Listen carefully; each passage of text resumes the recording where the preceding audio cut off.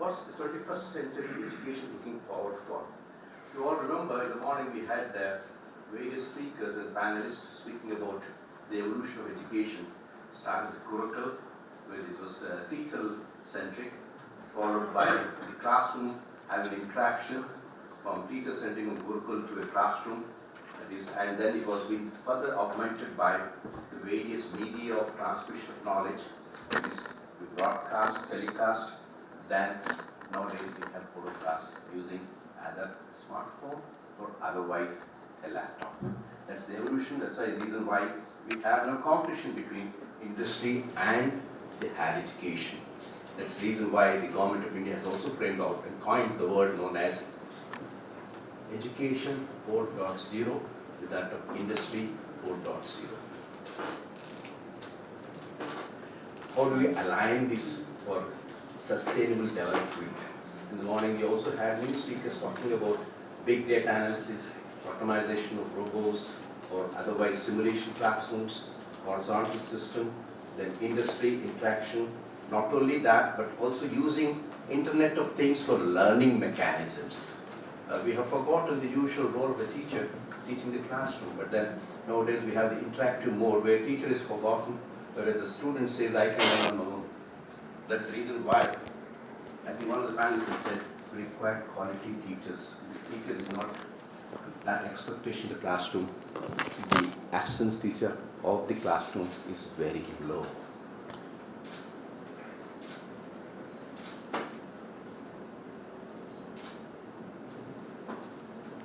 This doesn't, is it?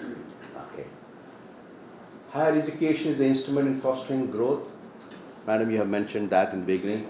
Reducing poverty, boosting shared prosperity, and then also seeing that individual's growth is the societal growth and in turn the system as such.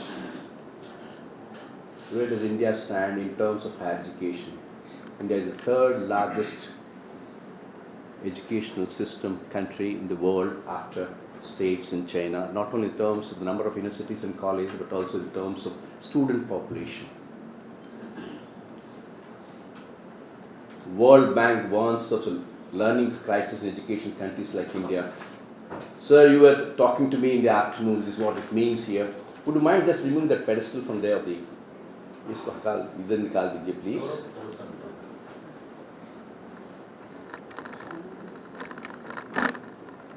The learning crisis in global education, particularly in low and middle income countries like India, underlining that schooling without learning is just wasted development opportunity, but also great injustice to children worldwide. I mentioned this with an example. I had been to one of the primary schools in a rural area of India, where the teacher was instructing arithmetic, basic arithmetic in the first standard. And then the students were taught about subtraction and also addition. And the teacher has mentioned to him that 2 plus 3 is how much? One of the students has said 5. Then 5 minus 4, how much? 1. The third candidate, the student was asked, 5 plus 2. He couldn't answer, I'm sorry, he said. And the sixth candidate has asked by the teacher, how much is 2 plus 3? Again. That fellow couldn't register what the fellow student has answered. In the back, one of the backbencher student has pointed out with a gesture like this. And this fellow came to the board and drew that palm. So that's what is the primary education in India, when you have a single teacher operation for schooling the students in some of the rural areas. He could not write digital 5. He just drew the palm with 5 fingers. I'm sorry, but I'm telling the reality. This is the gross enrollment ratio in India over a period of time, and today the gross enrollment ratio is 25.3. In fact, the latest census says that it is 25.8 in higher education, and we are anticipating by 2020 at least 30% we will achieve in terms of the gross enrollment ratio, very close to some of the neighboring nations, but far away from USA and Germany, and some of the Scandinavian countries like Norway, Finland, and Sweden.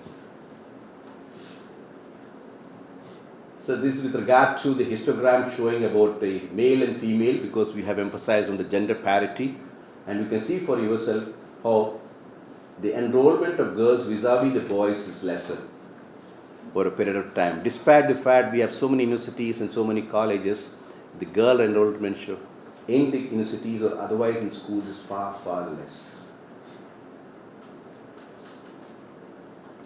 I think somebody has mentioned about the contribution of GDP in terms of contributing for education, and these are certain numericals that I have cited. Well, all of my slides are collected and collated data. I don't own them, but they're all from the annual survey reports of Government of India from various places and from various ministries.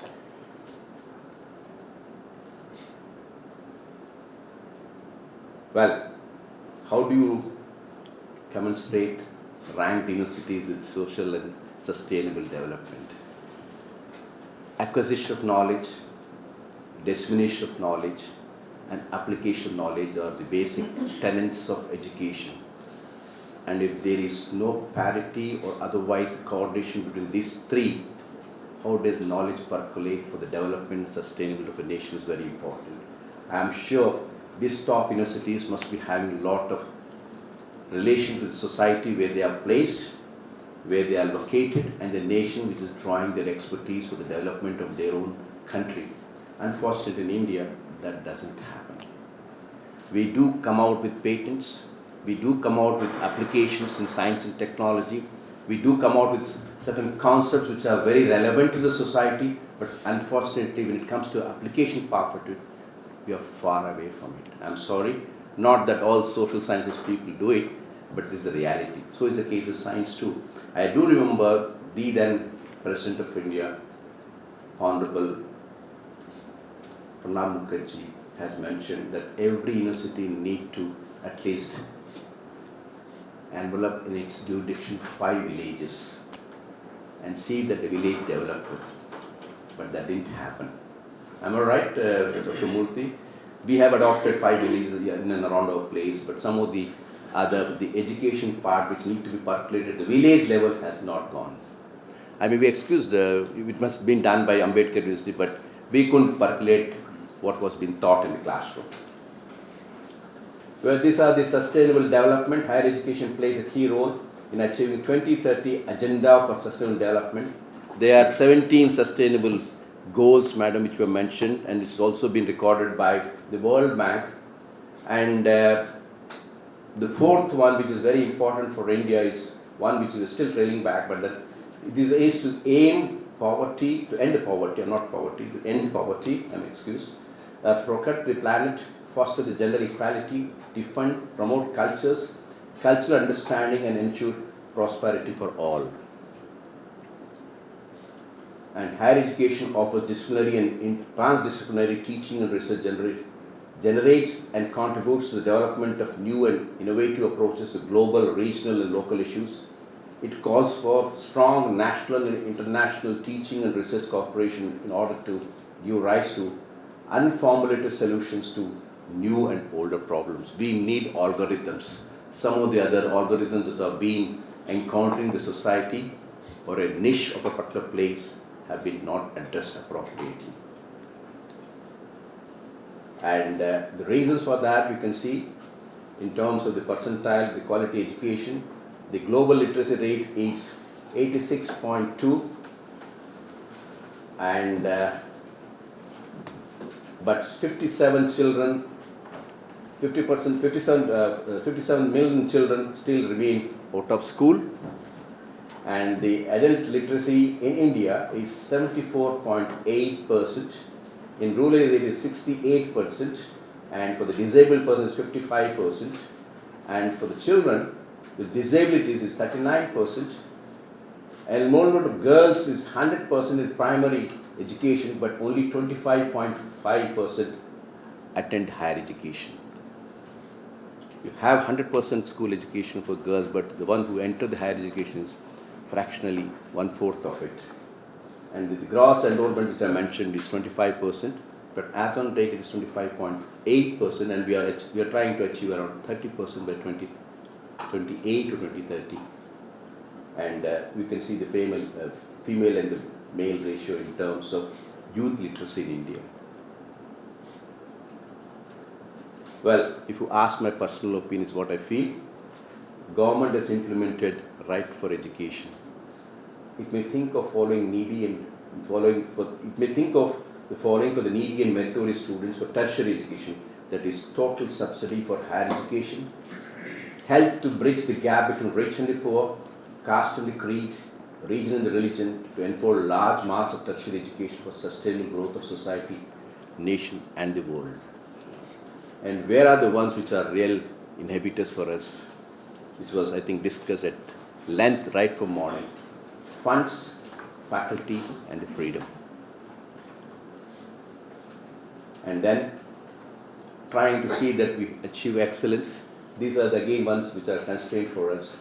Equity and employment, because we have actually expanded our universities from 25 universities from the day when we got the independence to around 942 or 946. But some of the other, that excellence nature we should have been, is not found as much as we thought of.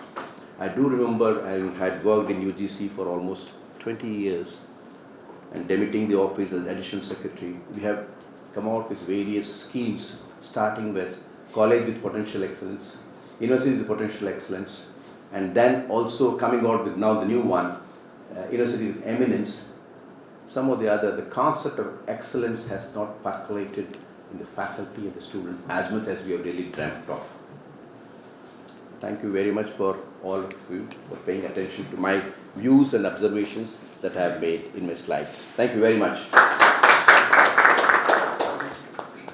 Thank you, Vice Chancellor. What we'll do is we'll continue with the question, and I just want to hold you the idea, though I think that in your talk you talk about the statistics, but sort of the lag in implementation. You know, the schemes, but then where's the implementation? So that's an idea that I'd like to have us come back to. Eventually, maybe other people will bring that up as well. Fair enough. Thank you. Thank you. Yes, Professor Vice Chancellor Bhatt.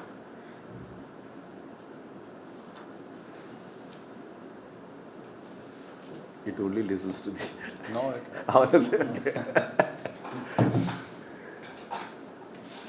Good evening. Just to give you an overview of the university, which actually puts my other presentation on social responsibility in the context. We are a social science and humanities university, 10 years old. I think you're about 6 months younger to us, something like that. You have slide, you can use this. If you have slide presentation. No, I have no presentation, So I think, one, of course, we talked about excellence. The whole idea of excellence being top down is never going to work, and I think we need to recognize that. Excellence has to be embedded in each and every person of the university, including people who are connected indirectly with the university. Right from the beginning, when this university was being set up, and being a social science and humanities university, the question was, do we continue with what are imagined to be the social sciences and how they are dealt with or addressed? So that was one of the first things that came up, and in the larger context of what we believe are our core values, which are innovation, excellence with access and equity. It was important that we critically examined and looked at how do we imagine social science programs. And that, in a way, redefined, I think, a large part of what we stand for in the sense of reputation, value, and innovativeness. And the one aspect that our university continues to be recognized for is continuous innovation. Also, issues like environment and development were addressed differently. And I think environment, our program in School of Human Ecology and the program would be one of the very, very few ones which has been looked at from a most broad sense of what we look at environment. It's not only environment in terms of certain issues that we look at, it's also the entire set of stakeholders. So it's also critically looking at certain socio-political aspects of environment as well. Uh, Bringing in design, business, and School of Culture and Creative Expression itself, added a new dimension in terms of potential cross-pollination between typically the social sciences and the humanities disciplines. Something that, of course, I must say that we don't have faculty who are appointed to our undergraduate school. While we have School of Undergraduate Studies, it has no faculty. And that essentially means that we have concurrent appointment and every faculty is expected to teach in the undergraduate program. So they are committed to at least 4 credits. So that, in a way, actually ensures that you have extremely high quality faculty. Of course, that starts with selecting the faculty, where we make no compromises. And also students get to actually engage with faculty who are at a different level. So right from the professor, right up to assistant professor, everybody is expected to teach in the undergraduate programs. Other aspect which is very important is the whole idea of self-governance. We call ourselves a university with self-governance, which essentially means that I'm not talking about deans of the schools, which obviously have to be academics, but all the functional deans are academics. So faculty by term actually take over various aspects of functionality of student services or academic services. So we do not have a registrar who looks after, let's say, academic services. So any issue that pertains to faculty actually is led by a faculty. So in a way that has a better understanding of the final nuances of what actually goes on and real critical and final challenges which emerge both at the level of faculty and students actually get quite and addressed with more empathy in that sense. One thing which I think we are very proud of is we have career advancement scheme, and we have decided that every career advancement scheme, the presentation would be a public presentation, something which never happens in Indian universities, that the faculty presents. We have all the other faculty who or anybody else who wants to come in, apart from the student. So it's open to everybody. Something that not only allows other faculty to know so much about that particular faculty, right from the history, where does the person come from and where they are going, but also connect better in terms of potential interests.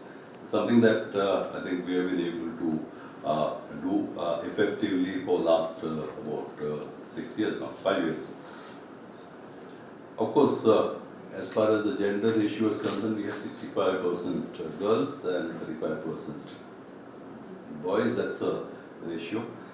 Of course, this is across 56 programs. We have 13 schools, 12 centers, and 56 programs, right from undergraduate to PhD. We also have, typically I'm sure that is there with most universities or students and faculty committees where you have regular feedback mechanisms which are there. We also follow continuous evaluation so that students actually know at various stages in the semester where they are, unlike terminal evaluation at the end of the semester. We have active projects with governments, NGOs, development agencies, for policies, social transformation, field engagement. And that's something which we have been very, very conscious about in terms of where we should be in terms of our, this larger responsibility of being a publicly funded university. And also the way this kind of engagement would bring in qualitatively different understanding of what students transact in the classrooms. Because what you do in the classroom and how it connects to reality need to be in some way connected. For example, we have a program which is Untitled Development Practice, which is in collaboration with Pradhan, which is a very big NGO working in Odisha and Jharkhand.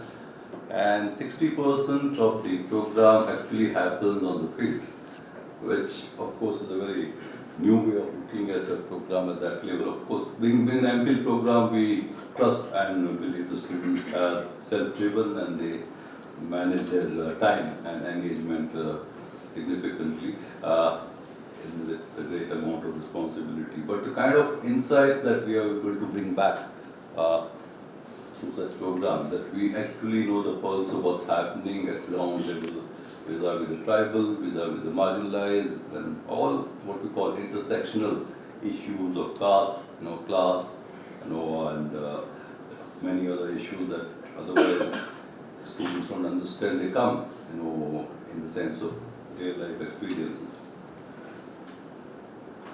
Coming to the social responsibility, we are a state-funded university funded by the government of Delhi, and of course one of the larger challenges, which is a political challenge, was of course when you're funded by the state, you also have to in a way look at what the state has in terms of certain obligations. And I think we believe the current government has right focus in terms of ensuring education, quality education at all levels.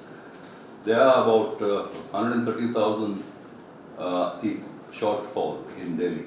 So if 250,000 students graduate every year from school, the students of Delhi only have about 120,000 seats available in Delhi. So the rest of the students have to go out, and one of the commitments that the government has is to ensure that they have the higher education expanded to a fair level where they can come close to the target of meeting the shortfall. So, with response to that, in fact, from 2016, we in fact opened up a new campus in Karampura, and subsequently in 2017, we opened a new campus in Lodi. So at the moment, we are, apart from Kashmiri Gate, we are a 3-campus university, and we have 2 more campuses, which are going to be something like as big as this, 50 acres and 20 acres. So that should take care of at least some of the shortfalls. This of course means that being a state-funded university, you have to adhere to the reservations for the students who are domiciled in Delhi, something that we can't really do anything about. Other innovations which actually would, to my mind, be very, very valuable is, one is, we do want to acknowledge and support students who graduate out of government schools. Generally, they are the ones who barely ever make it to good universities, and others are the ones who have been historically, socially, affected in the sense of where they come from, caste, etc. So these are 2 areas that we have been very conscious of. So as far as and when we talk about government schools, we are also talking about the background of the parents, which is economically challenged in that sense. So our fee structure is something which ensures that first, anybody who is SC/ST does not pay any fees. It's free. And as far as whatever fees that we collect actually gets divided into 75% towards students' interest. So we have 25% goes into fee waivers, 25% goes into welfare, which essentially means even beyond fee waivers, if students are struggling, let's say people somehow can't afford a metro, so something like that, or they want some money for food. Now these are something, of course, they are evaluated by the students. So as a part of the Students' Welfare Council, they are the ones who evaluate and say, okay, the students actually need something like this, but that's something which is offered from that fee component. Then 25% goes into what we call learning enhancement. We believe that regardless of what discipline you are pursuing, there has to be a certain component which actually takes you to the real world. And that is fully funded, whether it is a field trip within Delhi, outside, or any other initiative which falls within connecting with the larger reality, is something which comes from the fees. Another 25% goes to what we call our University Development Fund. So that's how we are looking at fees. So we don't retain anything. Of course, we have to see how it works after a few years when government actually starts worrying about funding. But at the moment, that's how we are looking at it. One, I think, issue which was mentioned in the earlier session was about languages. And we are very conscious. We do have a fair number of students who are linguistically challenged, being an English medium university, we have to, take extra steps. So we have a Center for English Language Education, which offers special classes. That center is also not only limited to university, it also goes out.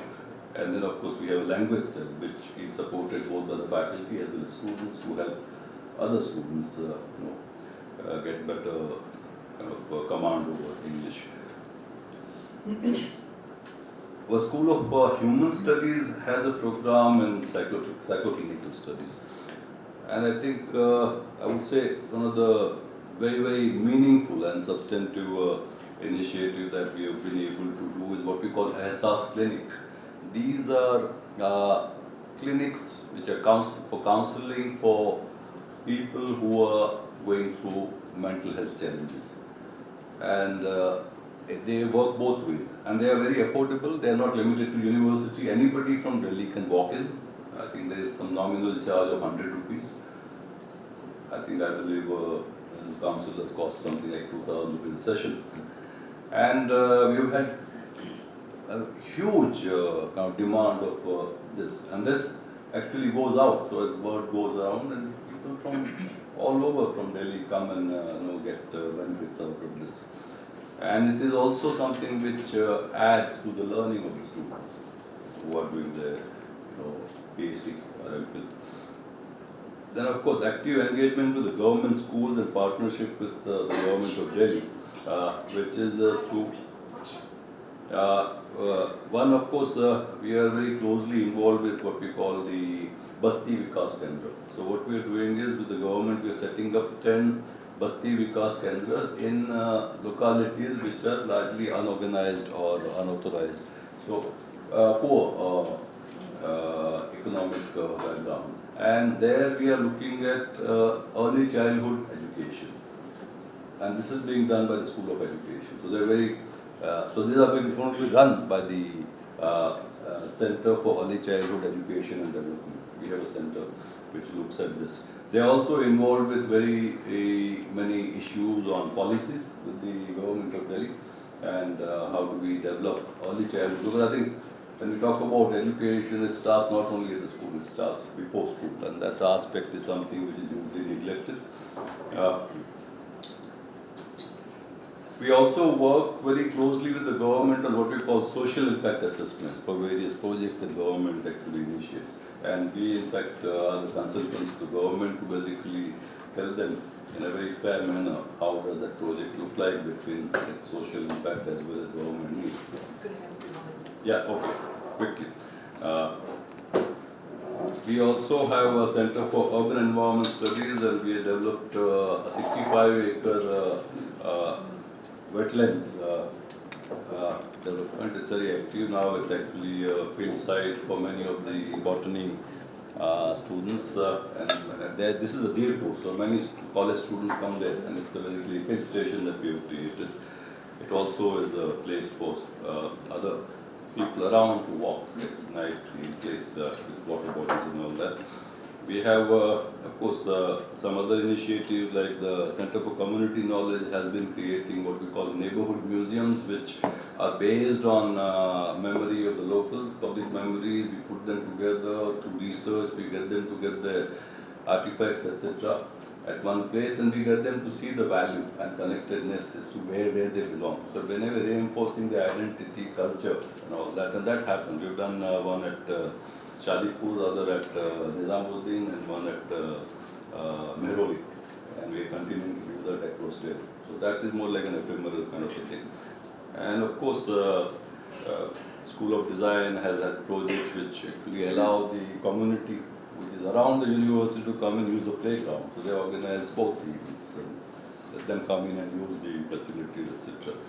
We have a center for that is a Center for Innovation and Entrepreneurship, and that actually has very interesting projects. We focus largely on social entrepreneurship, and one of the projects I'll briefly talk about. There are these farmers who have been farming on the belts of Yamuna, who were evicted, and we thought there has to be something that has to be done. So this is part of one of the enterprise that is being supported by, there's the center.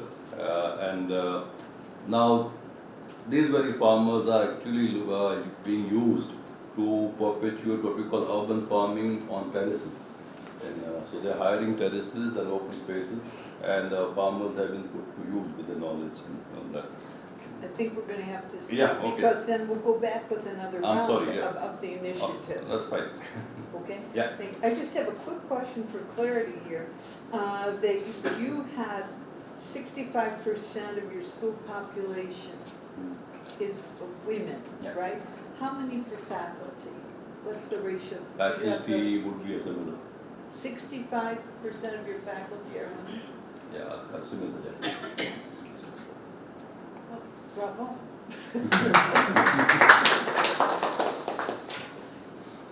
Like my school of design, I think I was the only, as dean, I was the only male faculty apart from one more. But then I had 4 faculty women. School of design is giving an example. So.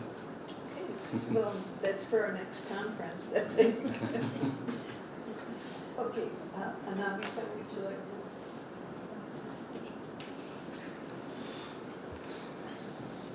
Thank you very much. It was amazing to listen to Professor Bhatt's presentation. And I think it's an institutional example towards what universities can do, remaining within their, the framework that they have in terms of their core activities of teaching and research, and at the same time contribute to the society. But I bring in a critical perspective here on the term university social responsibility. I'll be using critical policy perspective, which is essentially where I don't see university social responsibility, the idea as a given virtue which we all need to adopt as universities, but also see it critically and understand what has happened to, let's look at the history of the term, the denotation of it, the connotation of it, and how institutions have eventually adopted, especially within the policy context. And I'll be talking about some examples from India to show how you were talking about interpretations and things have got a little distorted, and of course the role of market here. So I'll begin with the idea that we're talking about university-society linkages. It's not a new idea. University has always been linked to the society. There has been historically, we talk about late 19th century, early 20th century, Oxford, Cambridge. There have been peripatetic universities, which essentially means they've been traveling universities, which were, they were in the process of teaching and learning to the larger masses, and that this was a response that higher education cannot remain within the ivory tower and they cannot be too exclusive, and they've been doing this. We have similar example from Harvard. 1919, there's this thing that started in Harvard, it's called Harvard After Dark, and where the community at large, the nearby society, the faculty used to teach them in the night, and therefore the term Harvard After Dark. And this has led to the basis of the early movement of adult education and university extension programs that eventually were adopted by in Indian context as well. We don't have to rely on the Western examples only. Moshuli is here. We have our very Indian model. We have Shantiniketan, we have Sriniketan, we have Tagore's idea of education, where education was very closely related to a social transformation. There was no separate discussion on social responsibility as such. It was very core of what education was all about. So, and we have a lot of these institutional examples from the Indian context where social responsibility or linking universities to society is not a separate discussion, but part of the very core of what universities do. But we've been talking about it. We've been talking about linking universities to society. This morning, Professor Mittal from University Grants Commissions talked about how it is a very important factor in promoting excellence, and she said, universities need to be linked to the society. Why are we talking about it? Because there has been certain kind of delinking that has taken place, and we need to understand that the social responsibility perspective is coming from that context, that where universities are supposed to be business-like today. They are supposed to generate their own revenue. They've been asked to be more enterprising. And there's no surprise that universities are adopting these management discourses and practices, and in particular marketing languages and activities. And they've been forced, not just forced, I mean, they've been adopting. They've learned that if they need to survive, they need to brand themselves. All this is happening, and they need to focus on the revenue angle, as just like a corporate would. This morning, Professor Rensburg talked about university entrepreneurial casino. And if that is happening, then we need to talk about university-society linkages. And it's not just a coincidence that university social responsibility sounds similar to corporate social responsibility. The denotation is similar. The connotation is also similar. That here you have universities which are economic institutions, which are generating revenue, which are striving for excellence in terms of these dominant parameters, which being posed by some of the ranking agencies. And if that's happening, then universities are part of these larger social changes that have happened in society, right from the rise of market economy to knowledge capitalism and market making at the level of institutions that are happening. So once we understand the context and once we have problematized the very idea of university social responsibility, what has been our responses? There are a number of responses, or good ones as well. There are a lot of good things that are happening.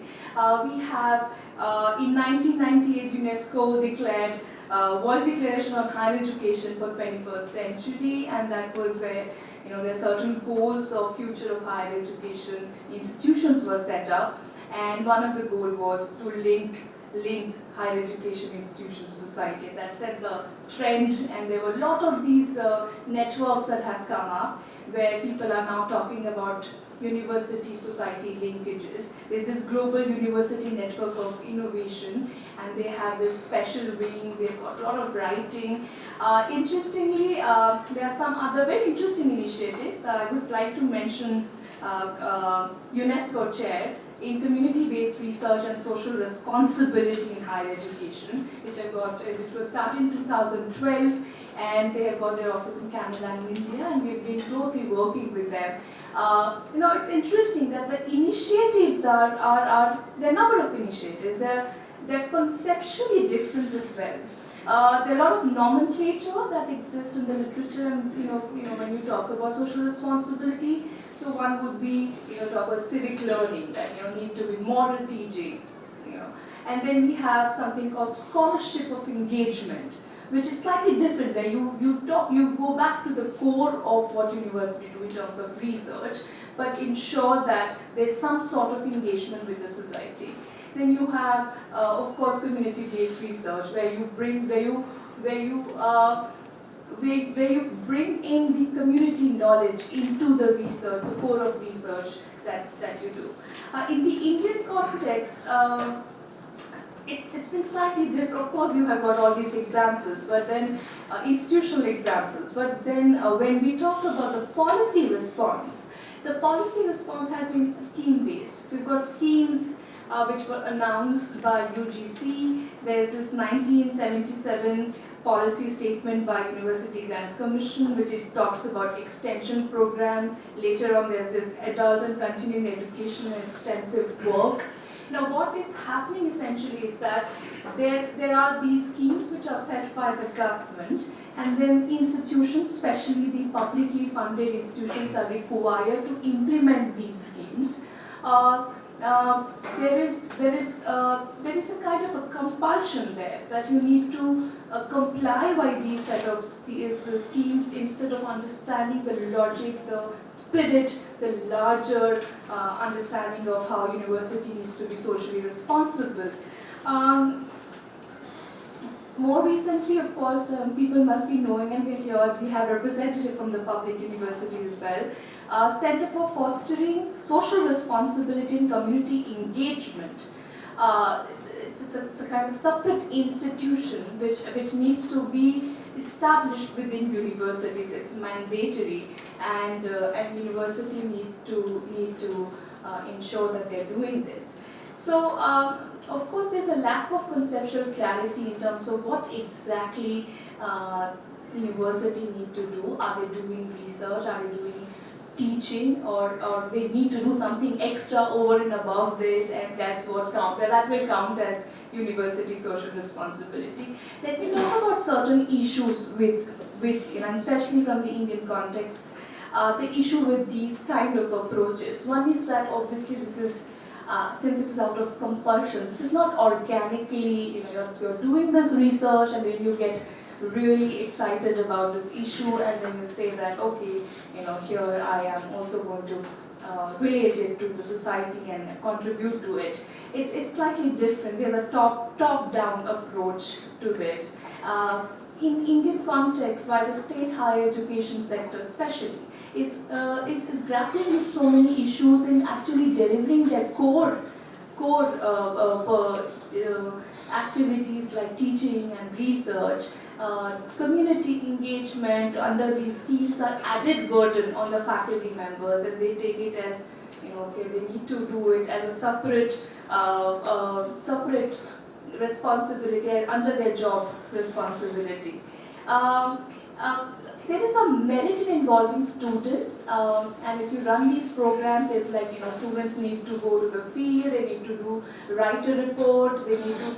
So there's a merit where we include students, because then students will become more reflective of others and in the process explore their own identities and what it means to contribute to something larger than the individual one. There is a merit, but it shouldn't take as I've already mentioned, it shouldn't take a form of mandatory volunteerism. So it should not be that. And this has been talked about in the international context also. Derek Bock, who was the former president of Harvard University, he mentioned that, how these sort of, activities which are like freely floating, forms, they have not complemented but substituted the larger goal of higher education.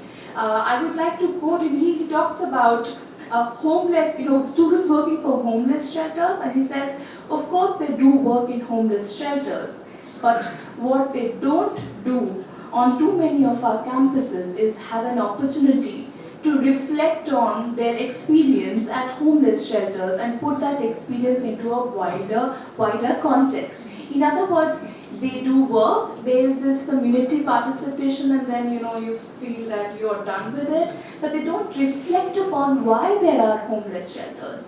That there are certain causes, there are systemic causes. There are issues related to what things have worked in the past, what have not worked. So to reflect upon the issues are equally important. I think teaching and learning, the core of higher education institution, can do this job very well. And this needs to be complemented with all these activities.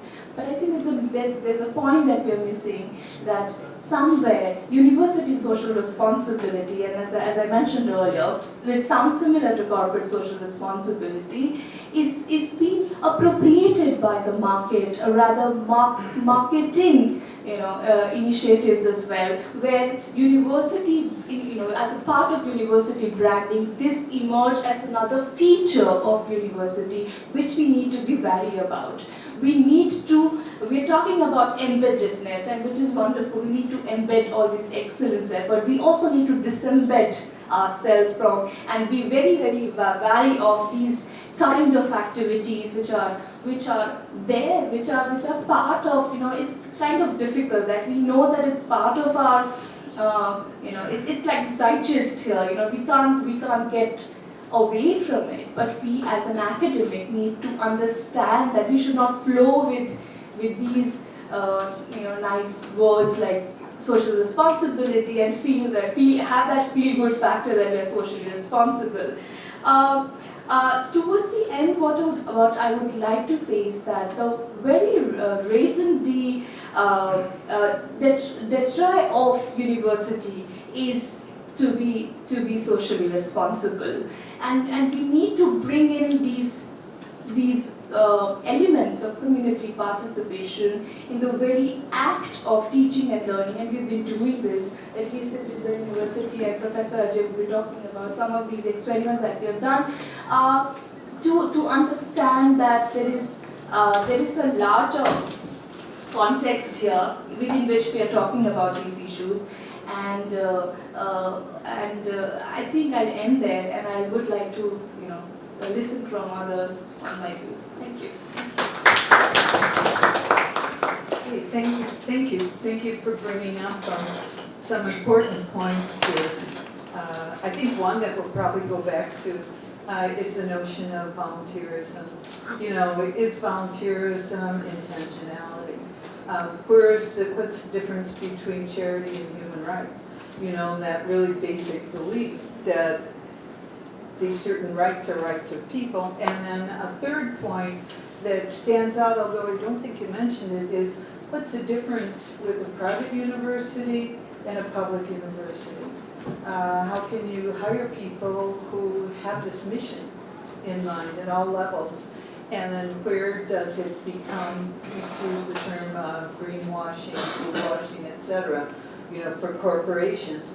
Where does that become the factor in it? So I hope that those sort of cover some of the many points that we made, but those cover some of the important ones. Okay, thank you. We'll get back to some of these.